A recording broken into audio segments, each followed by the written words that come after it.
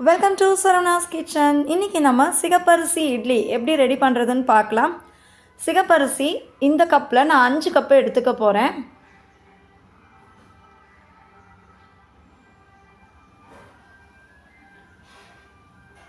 அஞ்சு கப்பு எடுத்தாச்சு. அதே கப்பில் 1 கப் அளவுக்கு உளுந்தம்பருப்பு எடுத்துக்கணும். இதை ஒரு பவுலில் போட்டுக்கலாம்.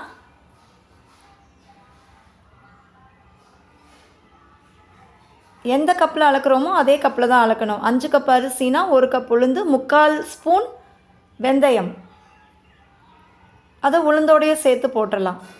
போட்டுட்டு இப்போ இது ரெண்டையும் நல்லா கழுவி எடுத்துடணும். 2-3 தடவை கழுவி எடுத்துட்டு தண்ணி ஊற்றி ஊற வைக்கணும்.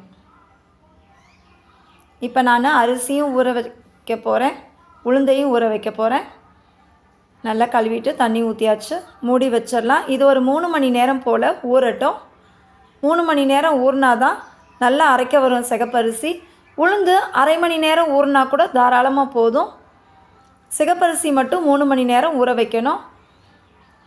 இப்போ நான் உளுந்து அரைச்சி எடுத்துட்டேன். கம்மியாக போட்டுக்கனால நான் மிக்ஸி ஜார்லேயே அரைக்கிறேன். இப்போ அரிசி அரைச்சி எடுத்துடலாம். எல்லாத்தையும் ஒன்றா சேர்த்து கலந்து ஊற்றிடலாம்.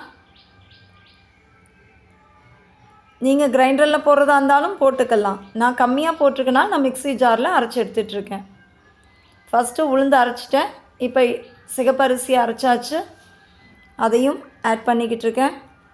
எல்லாத்தையும் அரைச்சி எடுத்துட்டேன். இப்போ எல்லாத்தையும் நல்லா மிக்ஸ் பண்ணிடலாம். ரெண்டையும் சேர்த்து கொஞ்சமாக உப்பு போட்டு மூடி வச்சிடலாம். நல்லா கலந்துட்டு மூடி வைக்கலாம்.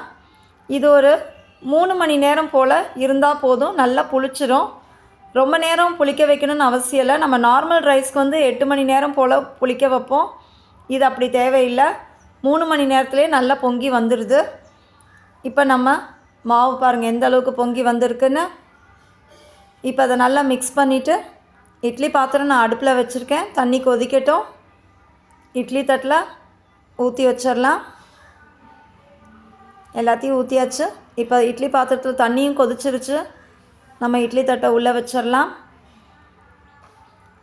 கரெக்டாக 5 நிமிஷம் இல்லாட்டி 6 நிமிஷத்துலேயே இந்த இட்லி வெந்துடுது. சூப்பராக வெந்து வரும். இது ரொம்ப ஆரோக்கியமானது. வாரத்துக்கு ஒரு முறையாவது இதை ட்ரை பண்ணி சாப்பிடுங்க. இந்த ரெசிபி உங்களுக்கு பிடிச்சிருந்தா லைக் பண்ணுங்கள், ஷேர் பண்ணுங்கள், கமெண்ட் பண்ணுங்கள், சப்ஸ்கிரைப் பண்ணுங்கள். தேங்க்ஸ் ஃபார் வாட்சிங் திஸ் வீடியோ.